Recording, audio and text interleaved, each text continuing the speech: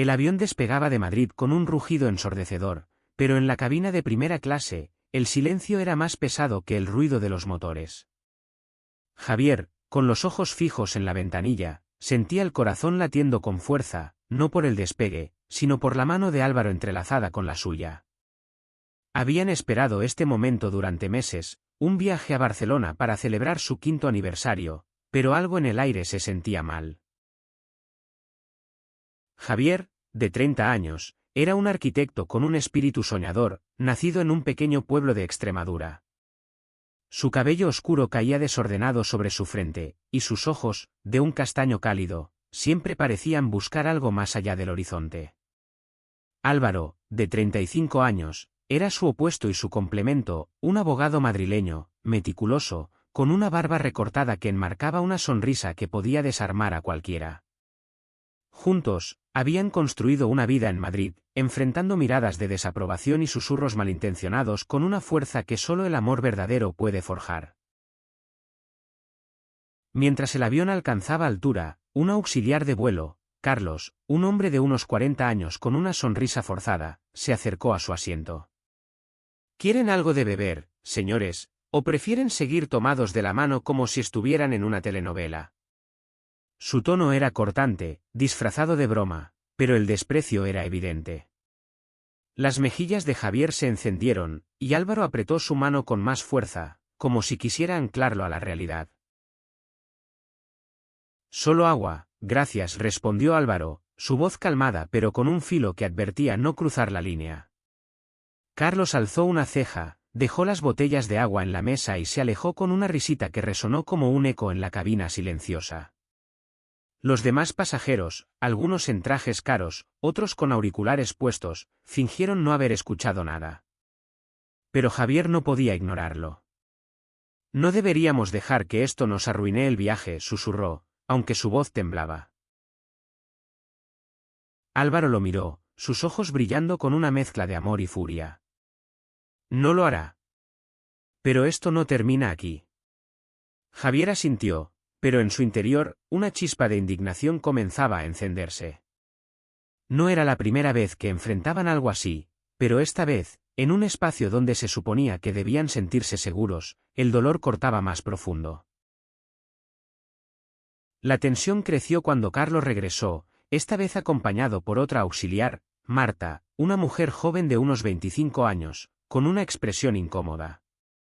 «Caballeros, por favor, mantengan el decoro», dijo Marta, evitando sus ojos. «No queremos molestias en primera clase». Javier sintió que el aire se le escapaba. ¿Decoro? Solo estaban tomados de la mano, un gesto que cualquier pareja haría sin pensarlo. Álvaro, sin soltar la mano de Javier, respondió con una calma gélida: ¿molestias? Explique exactamente qué estamos haciendo mal. Marta titubeó, pero Carlos intervino. No es personal, pero hay normas. No todos los pasajeros se sienten cómodos con esto. La palabra esto cayó como un martillo. Javier sintió que el mundo se encogía a su alrededor, pero Álvaro no cedió. Escribiré una queja formal. Esto es inaceptable. La amenaza pareció sorprender a Carlos, cuya sonrisa se desvaneció por un instante. El resto del vuelo fue un torbellino de emociones. Javier apenas podía concentrarse en la película que intentaba ver, mientras Álvaro escribía furiosamente en su teléfono, redactando un correo a la aerolínea. Cuando aterrizaron en Barcelona, la pareja salió del avión en silencio, pero la indignación seguía ardiendo. No sabían que ese correo cambiaría todo. En el hotel de Barcelona, con vistas al mar Mediterráneo, Javier y Álvaro intentaron dejar atrás el incidente. Pero la herida seguía abierta. Javier, sentado en el balcón, miraba las olas romper contra la costa. ¿Crees que servirá de algo?, preguntó, refiriéndose al correo que Álvaro había enviado a la aerolínea. Álvaro, apoyado en la barandilla, respondió con determinación: si no lo hacemos nosotros, ¿quién lo hará? El correo de Álvaro no era solo una queja, era un relato detallado, escrito con la precisión de un abogado y la pasión de alguien que había sentido la injusticia en carne propia. Exigía una investigación y una disculpa formal. Para su sorpresa, la respuesta llegó en menos de 24 horas. La aerolínea los invitaba a una reunión con el director de servicio al cliente en Madrid al regresar. De vuelta en la capital, la reunión tuvo lugar en una oficina elegante cerca del aeropuerto de Barajas. El director, un hombre mayor llamado Antonio, los recibió con una expresión seria. Hemos revisado las grabaciones de la cabina, dijo, tras un largo silencio. Lo que ocurrió es inaceptable. Los empleados involucrados han sido suspendidos mientras investigamos. Javier sintió un nudo en el estómago. No esperaba que la aerolínea tomara medidas tan rápidas. Pero Álvaro, siempre pragmático, no estaba satisfecho. Suspender no es suficiente. Esto no es solo sobre nosotros, es sobre cómo tratan a cualquier persona que no encaje en su idea de normalidad, punto. Antonio asintió, pero su mirada era esquiva. Entiendo su frustración, pero estas cosas toman tiempo. Javier, que había permanecido en silencio, finalmente habló, no es solo frustración. Es humillación. Nos hicieron sentir como si no mereciéramos estar allí, como si nuestro amor fuera algo que ocultar. Las palabras de Javier parecieron golpear a Antonio con fuerza. Prometió una investigación completa y una respuesta en una semana. Pero cuando salieron de la oficina, Javier y Álvaro sabían que no podían quedarse de brazos cruzados. Esa noche, Álvaro contactó a una periodista amiga, Laura, que trabajaba en un medio digital progresista. Esto tiene que hacerse público, dijo Álvaro. No por nosotros, sino por todos los que han pasado por lo mismo. Laura, una mujer de unos 30 años con una energía incansable, aceptó de inmediato. Publicó un artículo detallando el incidente, sin revelar los nombres de Javier y Álvaro, pero con suficiente impacto para que las redes sociales estallaran. En Twitter, el hashtag Justicia en el Aire comenzó a viralizarse. Miles de personas compartían historias similares, desde comentarios despectivos hasta discriminación abierta en vuelos, hoteles y restaurantes. El artículo de Laura desató una tormenta que ni Javier ni Álvaro habían previsto. En cuestión de días, la aerolínea emitió un comunicado público, anunciando el despido de Carlos y Marta, junto con una disculpa oficial. Pero para muchos, no era suficiente. Organizaciones de derechos LGBT en España, como la FELT, exigieron capacitaciones obligatorias sobre diversidad para todo el personal de la aerolínea. Javier, que nunca había buscado ser el centro de atención, se sentía abrumado. En su apartamento en Chueca, el barrio gay de Madrid, miraba su teléfono con incredulidad mientras los mensajes de apoyo, y algunos de odio, inundaban sus redes sociales. No sé si estoy listo para esto, confesó a Álvaro una noche, mientras cenaban en su pequeño comedor. Álvaro, siempre el más firme de los dos, tomó su mano. No estamos solos en esto, Javi. Lo que pasó en ese avión no fue solo sobre nosotros. Es sobre todos los que han sentido que no pertenecen. Sus palabras resonaron en Javier, que encontró en ellas una nueva fuerza. Mientras tanto, en las oficinas de la aerolínea, la presión crecía.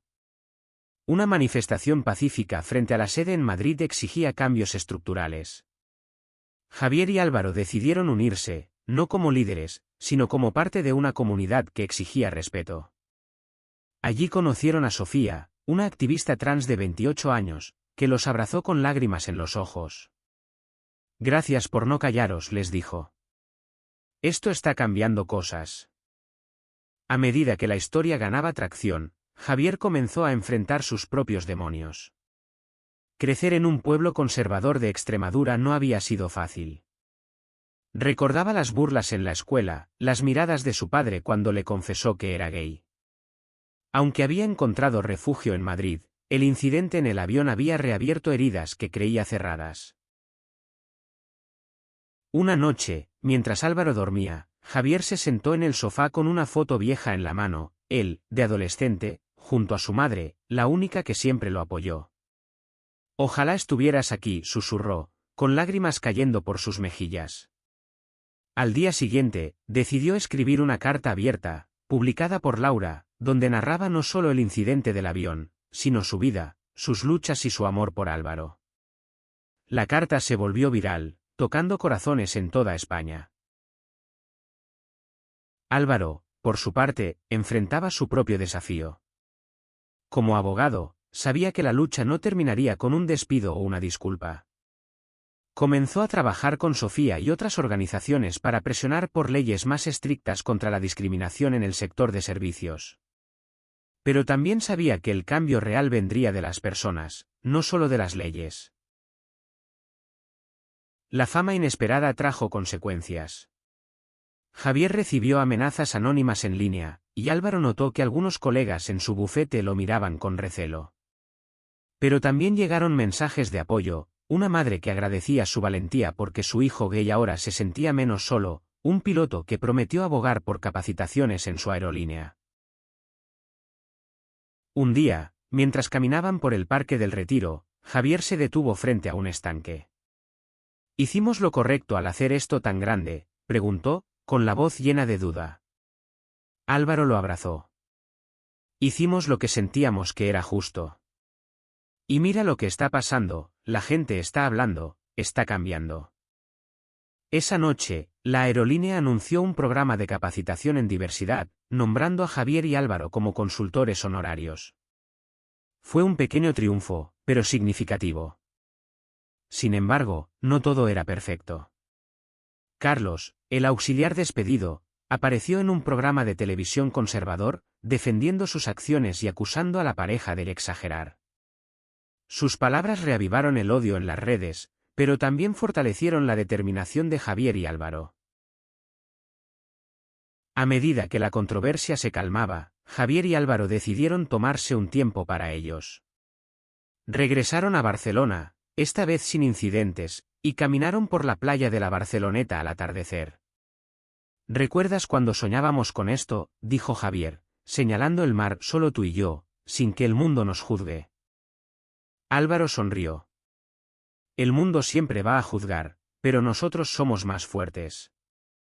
Se arrodilló en la arena, sacando un anillo del bolsillo. Javier, ¿te casarías conmigo? Las lágrimas de Javier fueron su respuesta antes de que pudiera decir sí. La propuesta no fue solo un compromiso personal, sino un símbolo de su resistencia. Planearon una boda sencilla en Madrid, rodeados de amigos, familia y aliados que habían conocido en el camino. Sofía fue la madrina, y Laura, la periodista, cubrió la boda con un artículo que celebraba el amor en tiempos de lucha. El día de la boda, bajo el sol de primavera en un jardín de Madrid, Javier y Álvaro intercambiaron votos que resonaron con todos los presentes. Prometo amarte, no solo en los días fáciles, sino en los días en que el mundo intente apagarnos, dijo Javier, con la voz quebrada por la emoción. Álvaro, con lágrimas en los ojos, respondió, y yo prometo que siempre lucharemos juntos. La boda marcó un nuevo capítulo. La aerolínea implementó su programa de capacitación, y otras empresas comenzaron a seguir su ejemplo. Javier y Álvaro se convirtieron en voces de cambio, no porque lo buscaran, sino porque su amor y su valentía inspiraron a otros. La carta de Javier se convirtió en un manifiesto para muchos, y su historia, en un recordatorio de que el amor, cuando es auténtico, puede mover montañas. Años después, mientras caminaban por las calles de Chueca, Javier miró a Álvaro y sonrió. ¿Valió la pena?, preguntó. Álvaro lo besó suavemente. Cada segundo. Y mientras el sol se ponía sobre Madrid, supieron que, sin importar lo que viniera, siempre tendrían el uno al otro, y eso era suficiente.